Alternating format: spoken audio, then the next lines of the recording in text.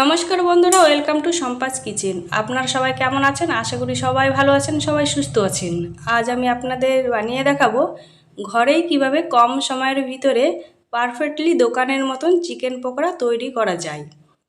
তার জন্য আমি এখানে নিয়ে নিয়েছি 400 গ্রাম চিকেন, আর চিকেনে দিয়ে দেবো 1 চামচ লবণ,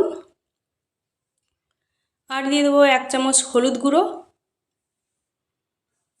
আর এখানে আদা, কাঁচা লঙ্কা, রসুন আমি একসঙ্গে বেটেছিলাম, দিয়ে দেবো 1 চামচ।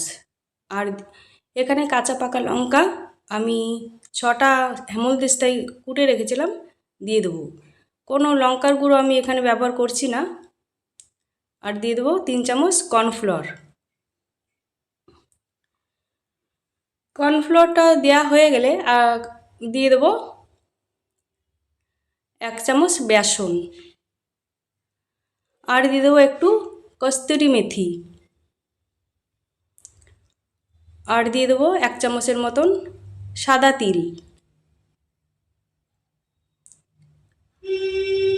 আর এখানে দিয়ে দেবো 1 চামচ টমেটো সস, আর 2 চামচের মতন কাঁচা সর্ষের তেল দিয়ে দেবো। এবার আর ডিম দুটো ফাটিয়ে দেবো। ডিম দুটো ফাটিয়ে দেওয়া হয়ে গেলে এবার ভালো করে মিশিয়ে নিতে হবে। এখানে অবশ্যই আমার হাতটা ভালো করে ধোয়া আছে। আপনারা চাইলে এখানে ফুড কালারটাও ব্যবহার করতে পারেন, তবে আমি কোনো ফুড কালার ব্যবহার করছি না।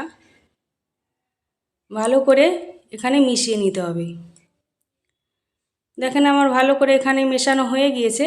এবার ঢাকা দিয়ে আমি রেখে দেবো 1 ঘন্টার জন্য। 1 ঘন্টা পর ফিরে এলাম, কতটা সেট হয়ে গিয়েছে। আর একটু মিশিয়ে নেব। আর একটু মেশানো হয়ে গিয়েছে। এবার একটা কড়াই বসিয়ে দিয়েছি। গরম হয়ে গেলে বেশ কিছুটা রিফাইন তেল দিয়ে দেবো। তেলটা গরম হয়ে গেলে এবার চিকেনগুলো ছেড়ে দেবো। একবার হলেও বন্ধুরা বাড়িতে এইভাবে চিকেন পকোড়া বানিয়ে খেয়ে দেখবেন, খুবই ভালো লাগবে।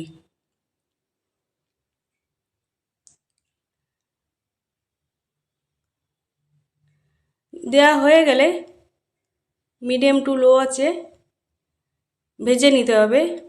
হাই ফ্লেমে ভাজতে যাবেন না, নাহলে উপরটা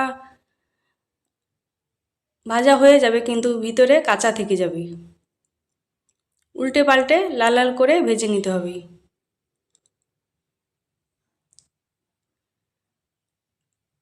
আমার এই রেসিপিটা যদি আপনাদের ভালো লেগে থাকে, লাইক, কমেন্ট, শেয়ার, সাবস্ক্রাইব করে আমার পাশে থাকবেন।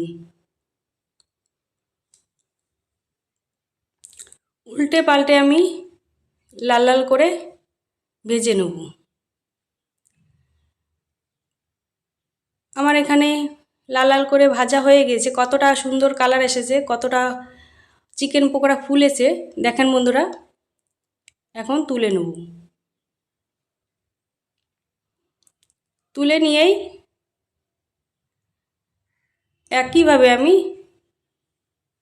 সব চিকেনগুলো দিয়ে দেবো।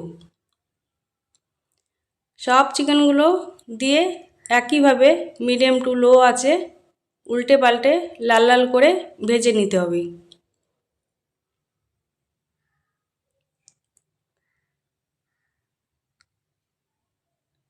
দেখেন আমি এখানে উল্টে পাল্টে ভেজে নেব। একটু সময় নিয়ে ভাজতে হবে। আমার এখানে ভাজা হয়ে গিয়েছে, এবার তুলে নেব। তুলে নিয়েই